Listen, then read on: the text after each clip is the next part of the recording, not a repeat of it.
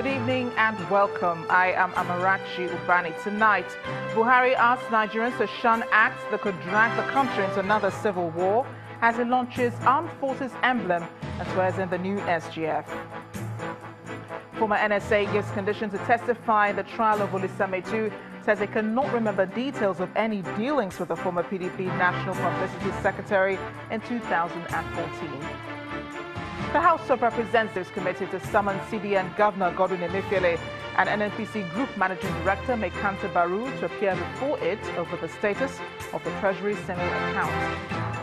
And Nigeria's Supreme Court holds presidential runoff election planned for next week over allegations of fraud. And on business news tonight, Nigeria's Purchasing Managers Index sustains expansion in the manufacturing sector. For the 7th consecutive month, surges to 64.8 in October.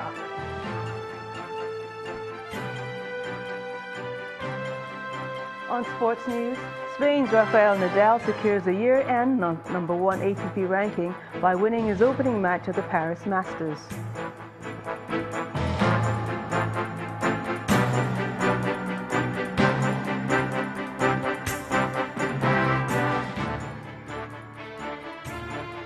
We begin with the president's message to Nigerians of the need for everyone to guard against the outbreak of another war in the country and the need to shun acts and vices capable of truncating the nation's unity. President Muhammadu Buhari was speaking at the launch of the 2018 Armed Forces Remembrance Day emblem at the council chambers of the Presidential Villa, Abuja. The president also administered oath of office to the newly appointed Secretary to the Government of the Federation, Mr. Boss Mustafa. The two events preceded the weekly Federal Executive Council meeting. Our correspondent, Ibrahim Adra, reports. The council chamber is filled to capacity. The vice president, leadership of the National Assembly, the judiciary, security chiefs, legionnaires, and the new SGF, amongst others. President Muhammadu Buhari, still savoring the joy of a fresh endorsement by his party members, makes his entrance. His first task is to supervise the swearing-in of the new secretary to the government of the Federation.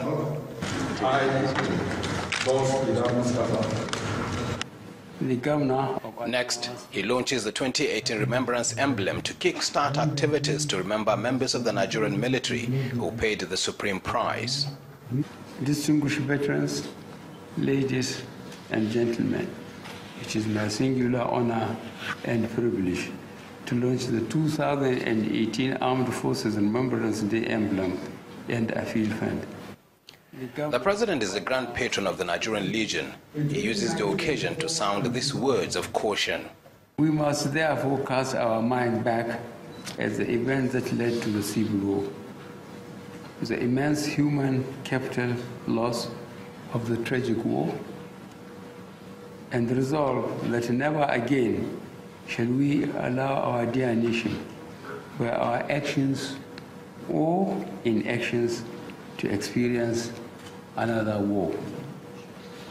I want to salute the gallantry, courage, and sacrifices of men and women of the armed forces as they grapple with diverse and contemporary security challenges plaguing the country. Earlier, the Minister of Defense has been speaking about activities for this year's celebrations.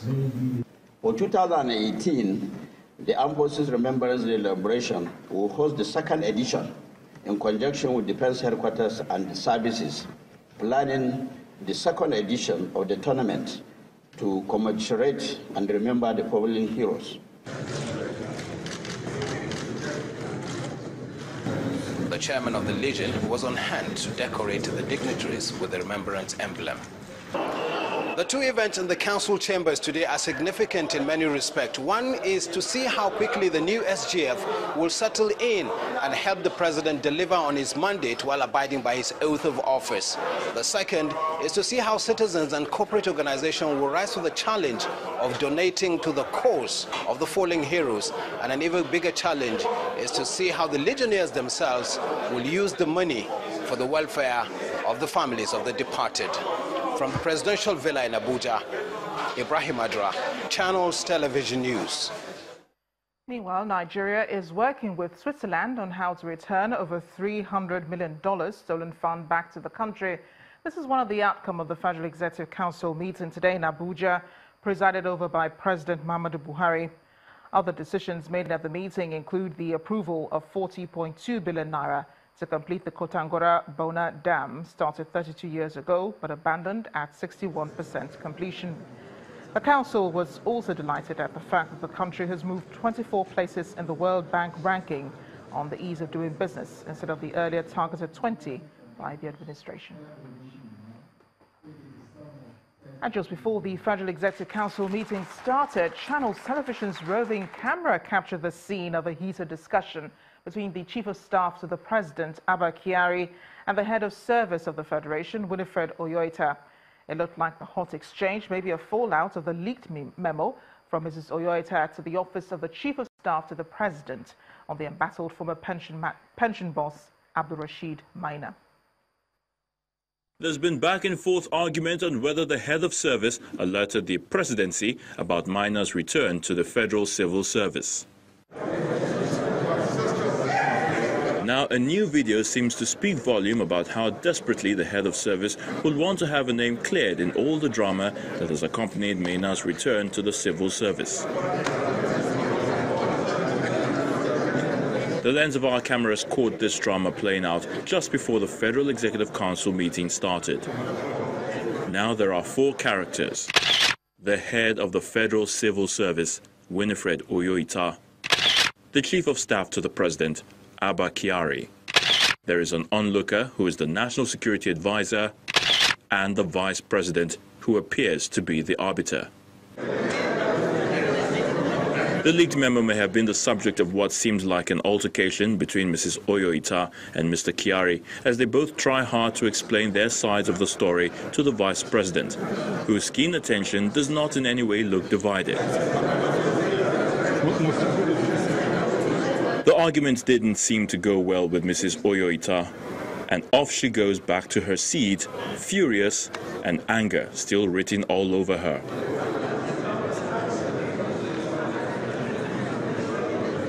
The return of the embattled chairman of the Pension Task Force team, Abdul Rashid Maina, is currently another major headache for decision makers and anti-corruption fighters in Nigeria. The head of service has not said anything about the leaked memo, and it is unclear if indeed there was a memo sent to the presidency, or is it that someone sat on the memo? The call for punishment may just come in time, especially now that the president is gradually cleaning up his cabinet, crossing the T's and dotting the I's. It is perhaps another wake-up call for the Economic and Financial Crimes Commission and other anti-corruption agencies to get to the root of the matter, to justify the government's fight against corruption. Meanwhile, the presidency is insisting that the ongoing investigation of Mr. Maina for alleged fraud will not be swept under the carpet. The president's special advisor on media and publicity, Mr. Femi Adesina, says the presidency is waiting for the head of Federal Civil Service, Mrs. Winifred Oyoita, to confirm if indeed the leaked memo was sent from her office to the Office of the Chief of Staff. Mr. Adesina was a guest in our political program, Politics Today. As far as the government is concerned, it's an unraveling matter. The last you heard officially from government was that he was ordered to be disengaged from service, and a report was asked for. Was a report on the circumstances that led to his surreptitious readmittance into the public service. A couple of days ago, you gave the timeline on the former SGF and former DGNIA issue, and you gave it point after point, deadline after deadline, from the April 19 suspension to the submission of the report on August 23, and then on October 29, you had a feedback. So that tells you that things are never swept under the carpet in this administration. You will get a feedback. To another issue now, the Economic and Financial Crimes Commission has invited a former Director General of the National Intelligence Agency, Ambassador Ayodele Oke, and his wife, Folashade, for questioning. A statement from the head of media and publicity of the EFCC, Mr. Wilson Uwujaring, says the invitation is in furtherance of the agency's investigative activities to unravel the circumstances surrounding the $43.45 million cash recovered by its operatives at a building allegedly belonging to the ambassador in Ikoyi, Lagos. The statement adds that Mrs. Oke had refused to honor previous invitations by the Commission, which resumed its investigation into the matter, following the federal government's decision to relieve Mr. Oke of his position as DG. Apart from the couple, the EFCC is also inviting other suspects who may have been involved in the stashing of the money in the Oke residence. To legal matters now, the detained former National Security Advisor, Colonel Sambo Dasuki, has told the Federal High Court in Abuja that he could not remember the details of any dealings with the former National Publicity Secretary of the PDP, Mr. Olisa Metu, in 2014. At the continuation of Mr. Metu's trial, the former NSA told the courts that he can only give details of his dealing while he was in office if he has access to his own records, and that will be possible if the federal government complies with the court order to release him on bail. Following the order of the court, the immediate past National Security Advisor, Colonel Sambo Dasuki, was brought to court by the Department of State Services to testify as a witness. Even though he put up a fight for the adjournment of the suit to enable him ventilate at the appellate court on why he should not testify, Justice Abba dismissed the motion. During examination in chief, counsel to Olisa Metu asked retired Colonel Sambo Dasuki to explain why Mr. Metu and his company are being charged for receiving money from his office as a then National Security Advisor. Colonel Dasuki said it will be difficult to give any details on the issuance of monies without reference to his records because 3 years is a long time to recall such, and he cannot answer questions on the charges without consulting his records.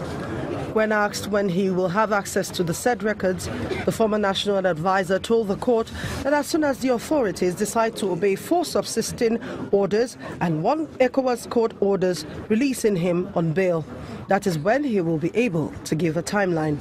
This prompted counsel to Mr. Metu to apply for an adjournment on the grounds that he had a willing witness, but one who does not have sufficient materials to be of good use to the case.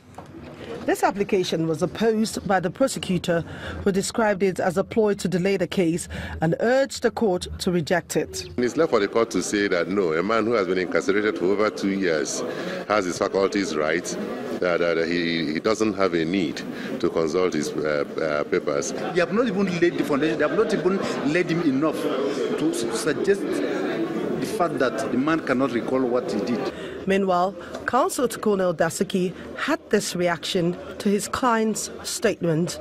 The way out is to allow him time to gain his freedom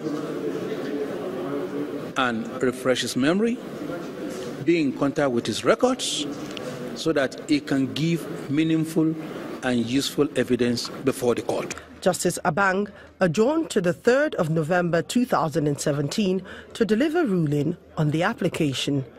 Amaka Okafor, Channels Television News. In part 2 after the break, ahead of the 2019 general elections, head of United Nations Office for West Africa challenges INEC on credible, free and fair polls. Stay with us.